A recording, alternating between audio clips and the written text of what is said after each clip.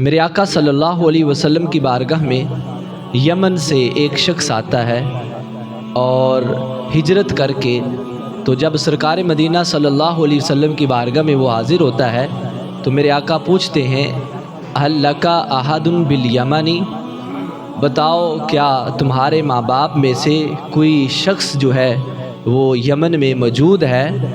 تو قال ابوایا، عرض کرنے لگا حضور میرے ماں باپ دونوں موجود ہیں۔ تو حضور فرمانے لگے کہ بتاؤ کیا تم ان سے اجازت لے کر آئے ہو یا ایسے ہی آ گئے ہو؟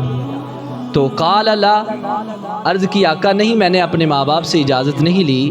تو حضور نے فرمایا فرجع الیہما فاستأذنہما، فرمایا جاؤ پھر اپنے ماں باپ سے اجازت لو، اور اگر تمہیں وہ اجازت دیں تو فجاہد، تو پھر جہاد کرنا، وَإِلَّا فَبِرَّهُمَا، تو فرمایا اگر اجازت نہ دیں تو ان کی خدمت کرنا، اللہ تعالیٰ ان کی خدمت میں ہی تمہیں جہاد کا ثواب عطا فرمائے گا۔